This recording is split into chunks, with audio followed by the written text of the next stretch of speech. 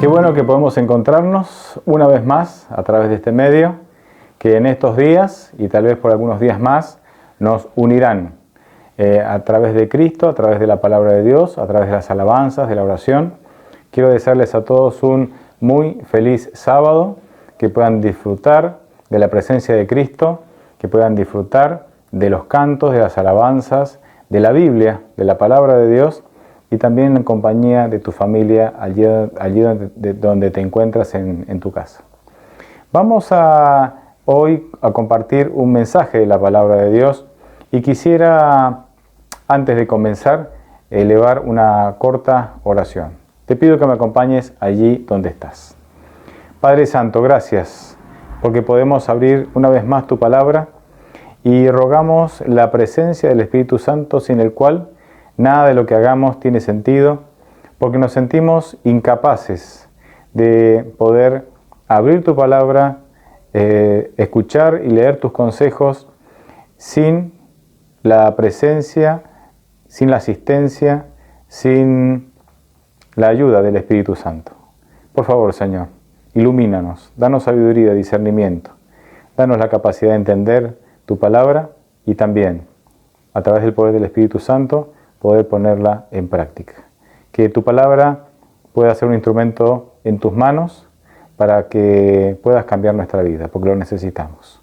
Bendice a las personas que nos están escuchando, donde quiera que estén, que tus ángeles estén con ellos y que el Espíritu Santo también esté tocando sus corazones. Te lo pido en el nombre precioso de Jesucristo de Nazaret. Amén, Señor.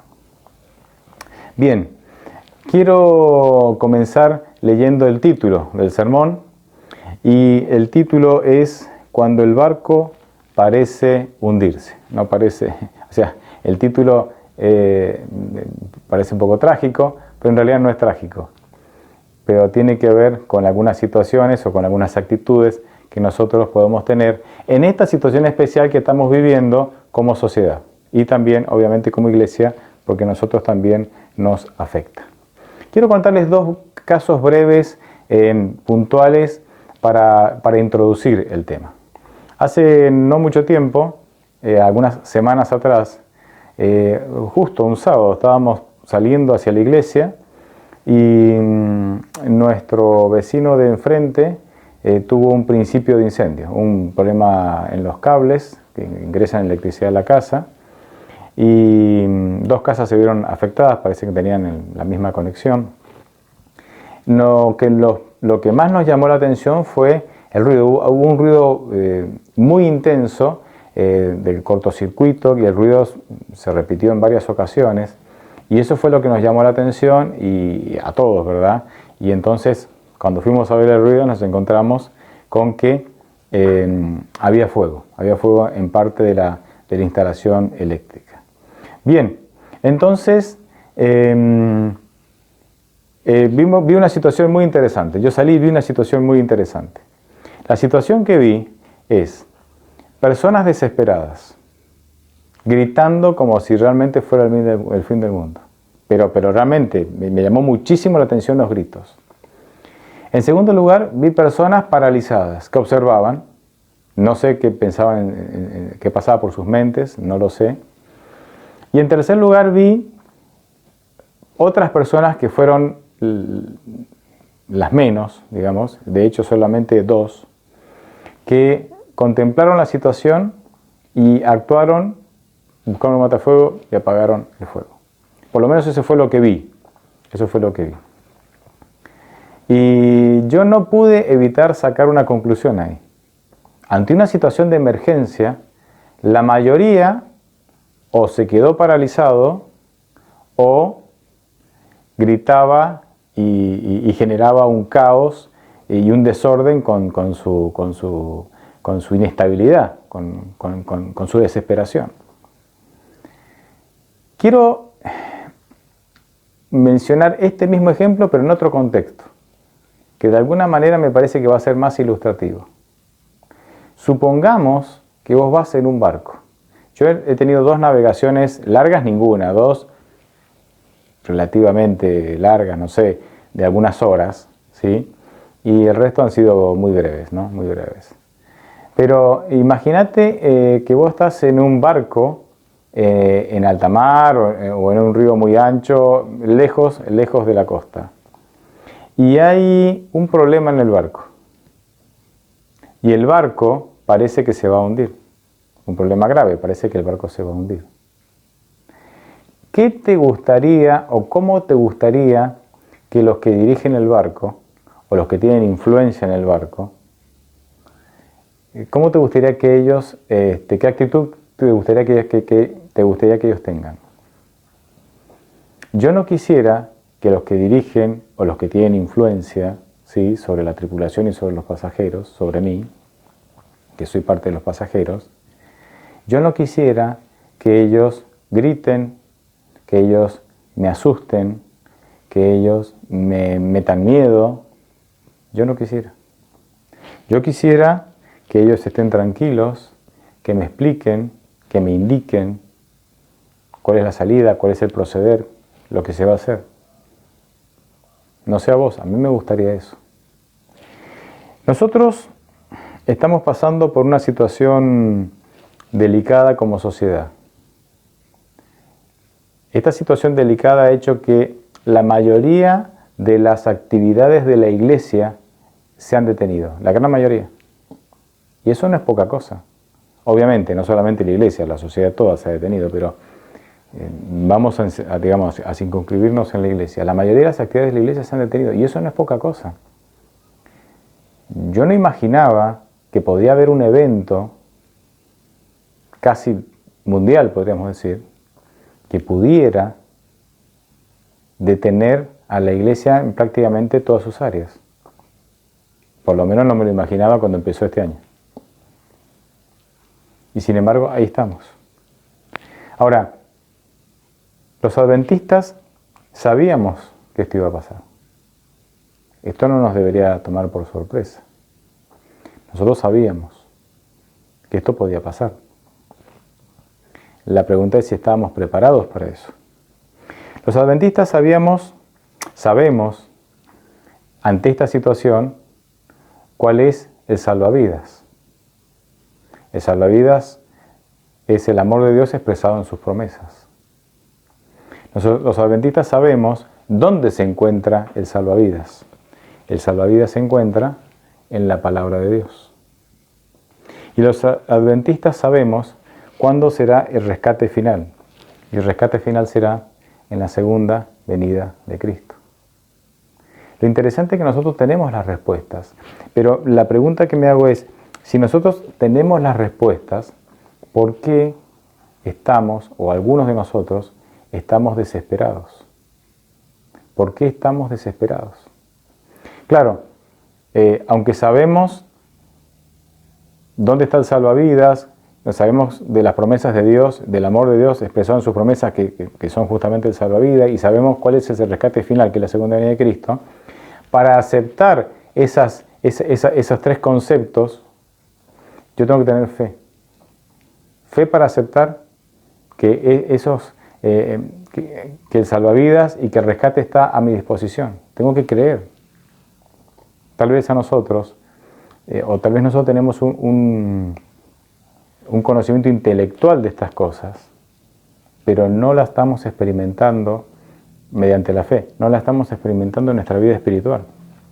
Sabemos que las cosas van a venir, sabemos, intelectualmente hemos adoptado o hemos incorporado esa información, pero no tenemos una experiencia espiritual que haga que esa información nos traiga paz, en lugar de traernos desesperación.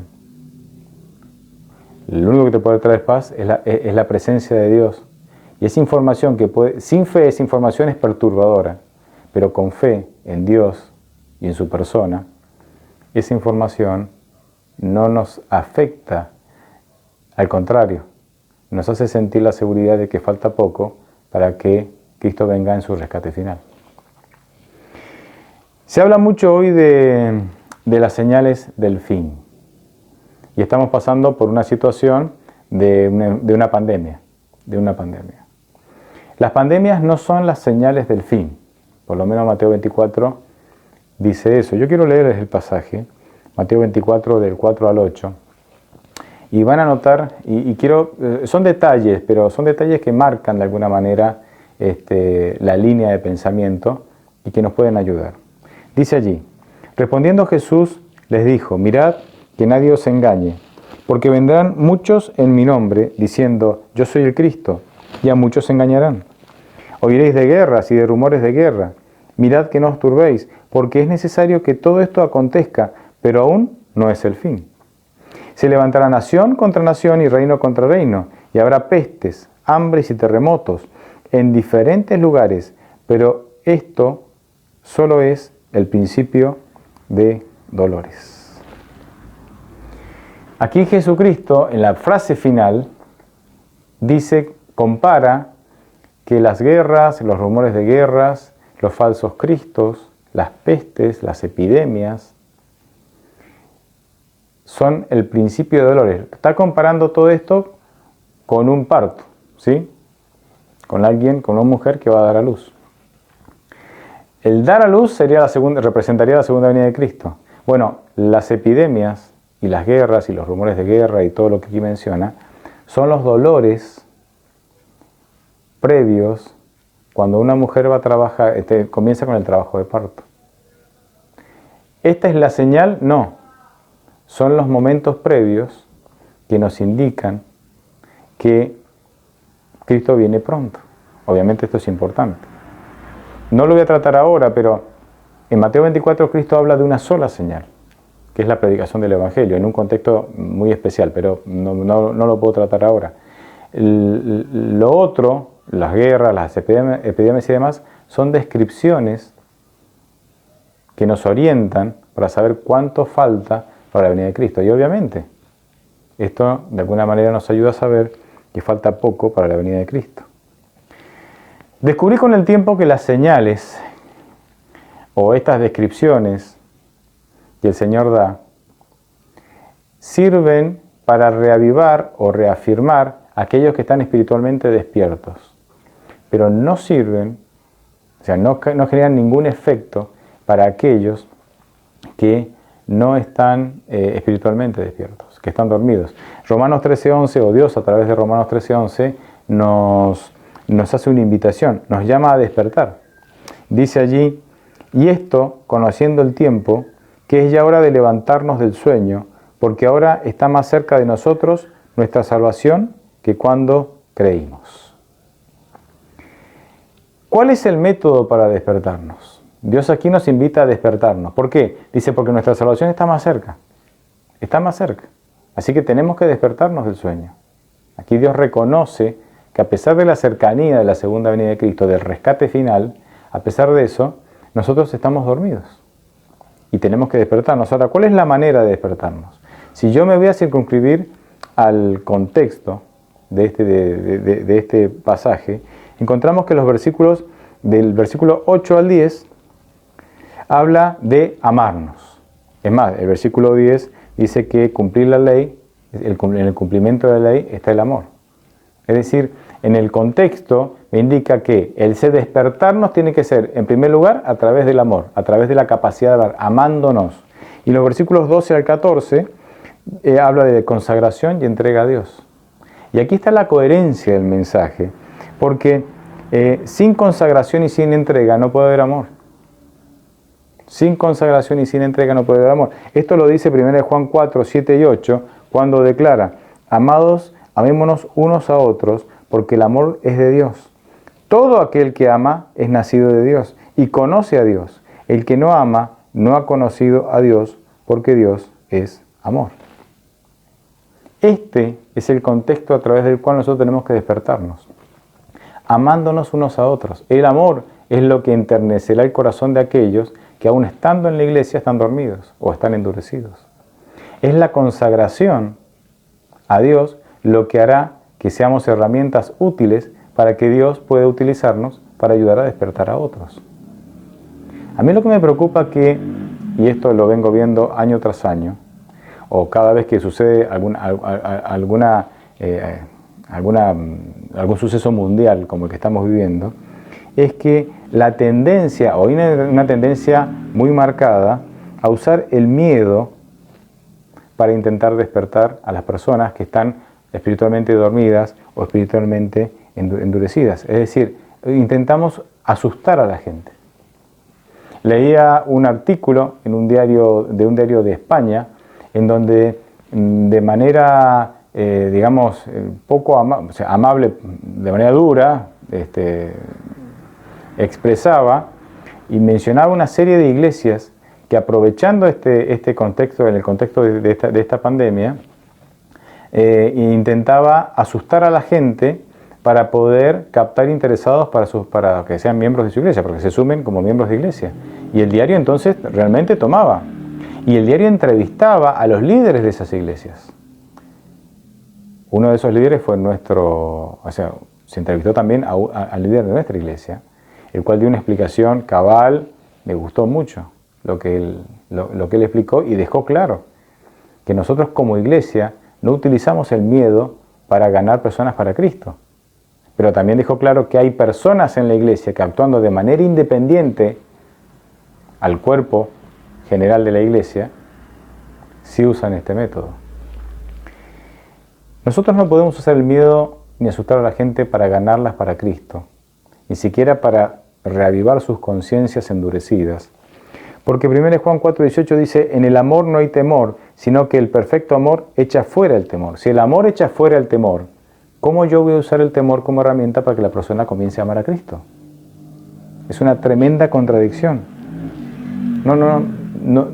No es voluntad de Dios. Es más, esto lo podemos respaldar con hechos históricos. Si mal no recuerdo, 31 de mayo de 1998, el Papa Juan Pablo II escribió y lanzó a los medios la carta Dies Domini, en donde ellos, significa día domingo, ¿verdad? En donde era la primera vez, digamos, en nuestra época contemporánea, en donde la Iglesia Católica se expedía sobre la importancia del domingo. Esto es un suceso histórico y íntimamente ligado a la profecía. Y muchos hicieron de esta carta, estas personas, como para meter miedo y demás. Pero ahora miramos hacia atrás. ¿En qué cambió la espiritualidad de la Iglesia todo el movimiento amedrentador que tomaron estas personas con esta carta? En nada. La Iglesia espiritualmente no recibió cambios. Y esto lo vemos en la iglesia local también. Yo me acuerdo en el año 1993, yo hacía poco que había ingresado a las filas de esta iglesia que tanto quiero, y un hermano ya grande, de experiencia, llevaba años en la iglesia, trae el artículo de un diario, de un periódico, y en el periódico, en el titular, un líder, un político, mencionaba las palabras paz y seguridad.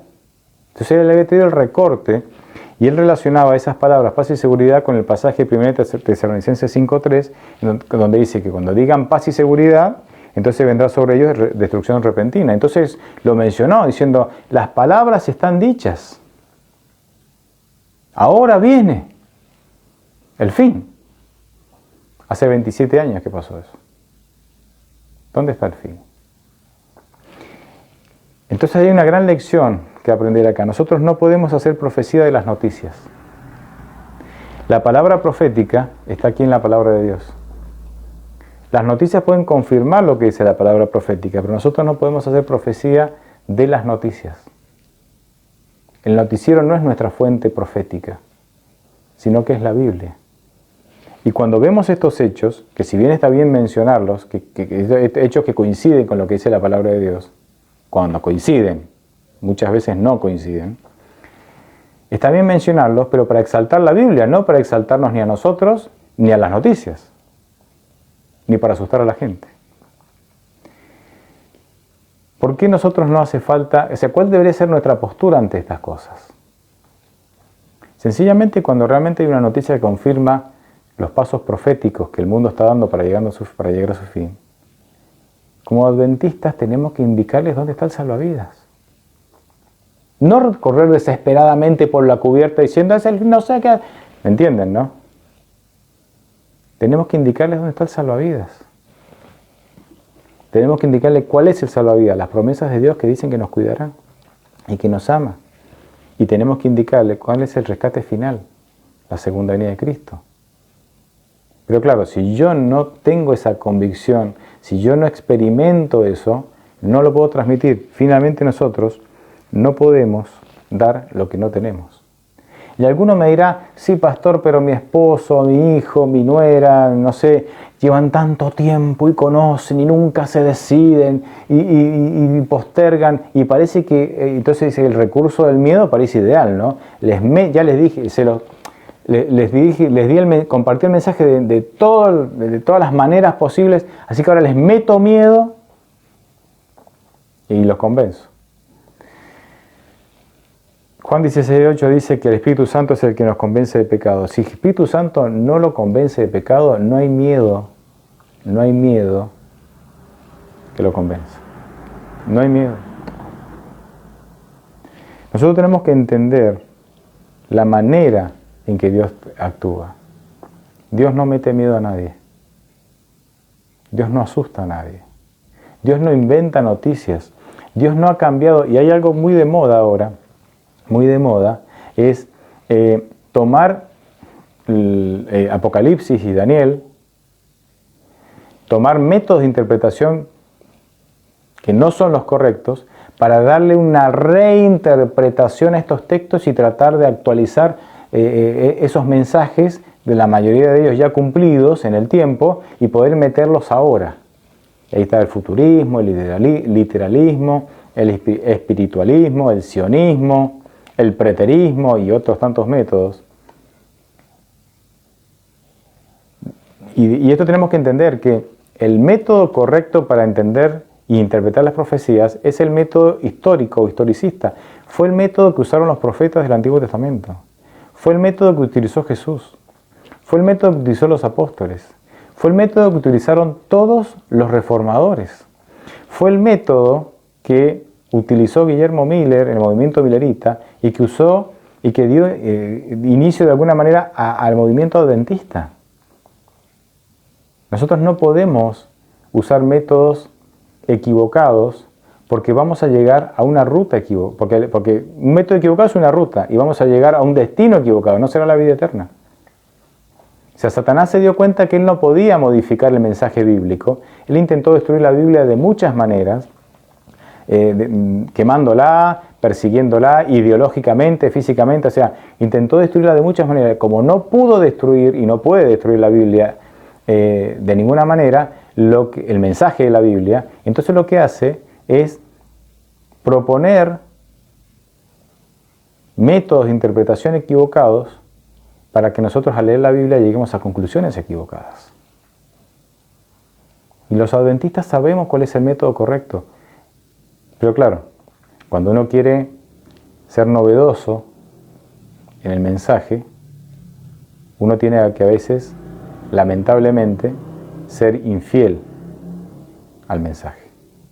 Uno podría ser novedoso. Ustedes saben que uno podría ser novedoso. Podría presentar un mensaje novedoso, aunque a pesar de que la Biblia ya se escribió hace mucho tiempo y que muchos de ustedes y yo hemos leído la Biblia tantas veces, igual podríamos dar un mensaje novedoso, siendo fiel.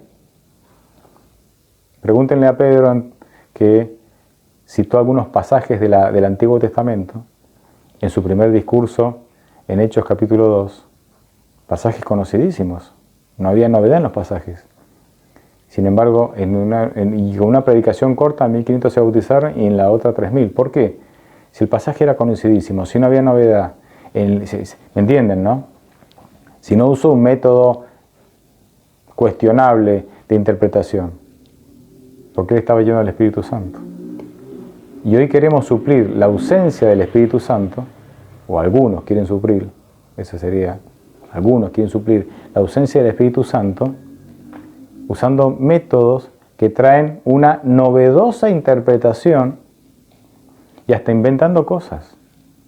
Los otros días me pidieron que evaluara un video. Alguien con un documento teóricamente oficial del año 2012 del gobierno de Alemania, y el documento describía exactamente lo que está pasando ahora. Parecía que ese documento tenía un valor profético superior al de la Biblia, y todo giraba en torno al documento. Y yo digo, yo me hice una serie de preguntas. Claro, y le decía, no, y no le mostramos el documento porque está en alemán. Claro, nadie sabe alemán, o sea, por lo menos los oyentes, ninguno sabía alemán. Y yo me pregunto, ¿de dónde sacó ese documento? ¿Cómo tuvo acceso a ese documento? Hay un montón de preguntas. A veces inventamos cosas para poder ser novedosos y traer un mensaje así que mete miedo, porque cuando nosotros escuchamos esas cosas, lejos de alegrarnos, nos asustamos. Y yo les puedo asegurar por experiencia lo que pasa.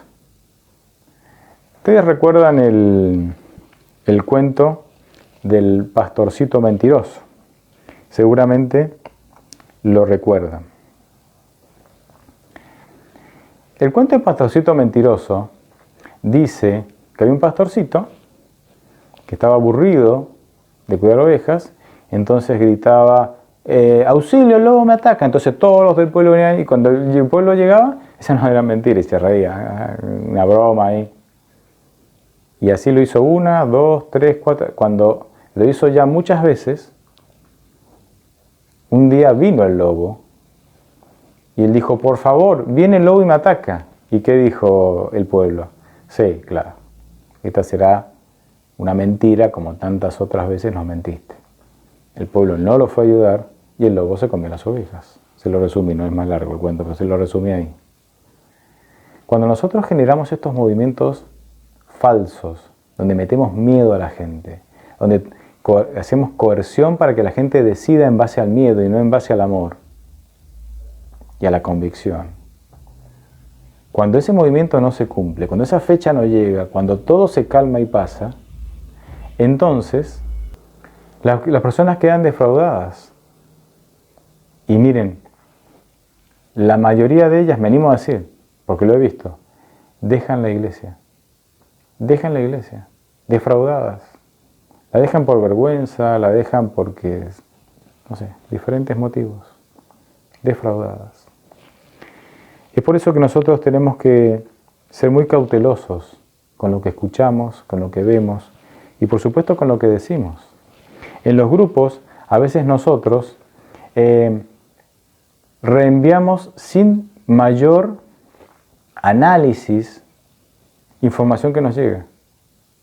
Les aseguro que a veces se reenvían cosas que están diametralmente opuestas a lo que creemos. Y yo quiero pensar que ni siquiera lo escucharon, que vieron el título y lo reenviaron. ¿Vieron el título del video y lo reenviaron? Sí, porque una persona con un mínimo de conocimiento no podría enviar eso, se daría cuenta del error. Entonces, en lugar de difundir la verdad, nos volvemos evangelistas del error, difundiendo noticias falsas. Hay algo que sí es cierto. Esta situación nos tiene que animar a vivir por fe. Y nosotros esto también lo sabemos, no es nuevo. Nosotros sabemos que en los momentos finales del tiempo del fin, los acontecimientos finales, tendremos que vivir por fe. Claro que lo sabemos. Esa información la hemos incorporado ya. Pero lamentablemente no nos estamos preparando. Entonces llega esto y nos quedamos sin trabajo, no ingresa el dinero, comienzan a faltar alimentos y nos desesperamos cuando ya sabíamos que esto iba a pasar. ¿Y qué estuvimos haciendo para prepararnos para esto? Claro, nuestra mirada no estaba puesta en la patria celestial y cómo prepararme para llegar mediante la fe en la gracia de Cristo a la patria celestial, sino que nuestra mirada estaba en este mundo, en las necesidades de este mundo, y en los sueños y en las cosas que nos tienen anclados a este mundo. Pero la buena noticia es que si vos no estuviste, si vos hoy reconoces, que el Espíritu Santo te hace reconocer que no te estuviste preparando, todavía estás a tiempo. La gracia de Dios, el amor de Dios, la presencia de Cristo, el poder y las promesas de Dios están todavía a tu disposición, a mi disposición.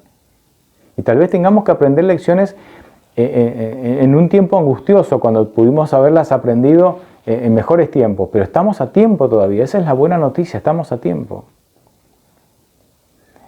Y creo firmemente, y les abro el corazón con lo que les voy a decir, que hoy tenemos que tener en el tiempo del fin que estamos viviendo, porque ya estamos viviendo en el tiempo del fin, para enfrentar los últimos acontecimientos del tiempo del fin, tenemos que tener dos experiencias. La primera, vivir por fe, confiando en Dios, en que Dios es el dador de todo. Dios es el dador de tu trabajo, es el dador de tu salud, es el dador de lo que tenés. Por eso vos sos solamente el mayordomo de Dios, sos el administrador. Y tenemos que administrar bien. Somos solo los administradores, tenemos que administrar bien. Administrar bien. Necesitamos sabiduría. ¿Dónde está puesta nuestra mirada? ¿Dónde está puesta? ¿En prepararme para la patria celestial? ¿O en acumular cosas? ¿O vivir confiando en lo que tengo acá? Entonces la primera experiencia que tenemos que tener y tenemos que desarrollar, y estos momentos son ideales para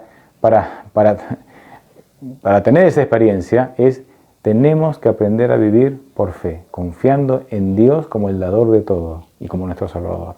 Y la segunda experiencia es tenemos que aprender a resolver las cosas mediante la oración. Es decir, la oración es un instrumento que me lleva a Dios y es el medio a través del cual yo puedo acercarme a Dios para que Él solucione las cosas.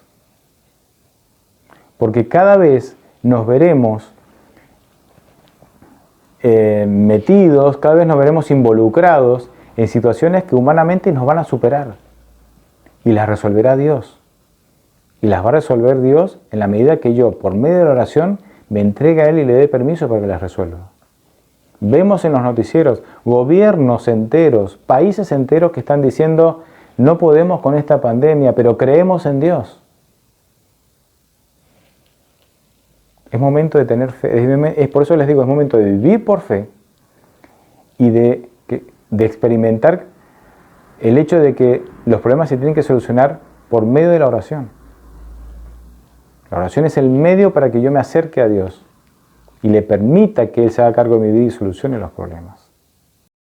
Termino con un ejemplo que a mí me impresiona muchísimo, que es el de George Mueller. Este hombre vivió en el siglo pasado y él era ministro de una iglesia, y en su iglesia el sueldo del ministro se conseguía alquilando los bancos en la iglesia. Es decir, los que querían sentarse más adelante pagaban, y mientras las filas iban sucediéndose hacia atrás, eran más baratas, ¿no? Entonces, si sobraban lugares, los pobres entraban a la iglesia, y si no, solo los que podían pagar. De ahí venían los ingresos para el sostenimiento de la iglesia y para el sostenimiento del ministro. Entonces, él no estaba de acuerdo con esta práctica y decidió con su esposa no cobrar el alquiler de las sillas. Pusieron una caja en la iglesia, ¿sí? Entonces ofrendas voluntarias para el sostenimiento de la iglesia y del ministro, pero las ofrendas no eran escasas o no siempre no llegaban, digamos, a tiempo a las manos del pastor. Así que él tomó una decisión audaz. Miren que esto que estoy contando me compromete a mí y nos compromete a todos, pero a mí también. Él dijo, en estas condiciones yo no quiero trabajar, voy a vivir sin un sueldo, no me paguen. Pero voy a orar para que Dios me sostenga. No les cuento toda la historia, en otro momento quiero sí detenerme en esta historia, algunos detalles interesantes. Pero él entonces se propuso 2 o 3 cosas. Una, no percibir haberes de la iglesia. 2, no contarle a nadie sus necesidades. Y 3, avanzar con la obra de la iglesia, sin contarle a nadie las necesidades. Este hombre, ustedes dirán, bueno, la verdad que ya hasta ahí a mí me impresiona. A mí ya me impresionó. Con mi esposa hablábamos porque tenemos una pareja de conocidos jóvenes que viven en estas condiciones. Ellos no reciben dinero, viven por fe. y se dedican a la obra del Señor. Miren, les contaría, en otro momento voy a unir estos testimonios y se los voy a contar. Nosotros nos impresiona. Este hombre, George Mueller, construyó a lo largo de su vida, en estas condiciones que les comenté, orando y confiando en el Señor, 5 orfanatos. Llegaron a pasar por esos orfanatos en sus días hasta 10.000 chicos. Los orfanatos hasta el día de hoy siguen funcionando. Atendió financieramente a 117 escuelas a través de las cuales se les enseñaba la Biblia, entre otras cosas, a los chicos. Sostuvo misioneros que estuvieron predicando en otros lugares del mundo. Además de sus viajes, donde viajaba y enseñaba, jamás tuvo un sueldo oficial y jamás manifestó sus necesidades. Hay algunos detalles increíbles. A veces recibía lo que necesitaba horas antes de necesitarlo. En una ocasión, que está bien documentada, era la hora del desayuno, estaban todos los chicos para comer, y él se hizo la oración previa a servir los alimentos, pero no había alimentos, pero se hizo la oración. Bueno, es hora de comer, vamos a orar. ¿Qué vamos a orar? No hay, pero no importa, vamos a orar porque es hora de comer. El Señor proveerá. Cuando se dijo amén, finalizando la oración, alguien toca la puerta y era el panadero que traía pan fresco para todos los chicos, y detrás de él el lechero que les dejó toda la leche, porque el carro que transportaba la leche se rompió exactamente en la puerta del orfanato. Y como este ejemplo, y este hombre me llama la atención, porque este hombre une los dos conceptos que yo mencioné. Era un hombre de oración, él oraba 2 o 3 horas o más por día. Y era un hombre que vivía por fe. Él llegó a decir una frase muy interesante. Que dice: no he servido a un maestro cruel, y eso es lo que me da gozo de demostrar. Porque él, en su primer año viviendo de esta manera, sacó la cuenta de lo que hubiera ganado con su sueldo alquilando sillas en la iglesia, y sacó la cuenta de lo que Dios le dio, y Dios le había dado más que si hubiera alquilado las sillas. Entonces él dice: no he servido a un maestro cruel, y lo quiero contar. Yo no digo que tenemos que replicar exactamente lo que hizo George Mueller, que tengamos que tener los orfanatos ni las escuelas. Lo que yo sí creo, que en la esfera donde yo me muevo, tengo que vivir por fe y por medio de la oración. ¿En dónde estás? ¿En dónde estoy? Ese tiene que ser nuestra realidad, porque solo los que tengan esa experiencia estarán capacitados para poder llegar y sobrevivir y transitar el tiempo del fin y los eventos finales del tiempo del fin. Es hora de replantearnos cómo está nuestra relación con Dios. Es hora de replantearnos si soy una persona de fe. ¿Cuánto tiempo paso en oración? Si la oración es algo mecánico o es un medio a través del cual yo realmente tengo intimidad con Dios. Es hora de darle un lugar central a la oración y a la palabra de Dios. Porque ahí está el salvavidas, ahí están las promesas. Ahí está el secreto para no desanimarnos, la fe en esas promesas.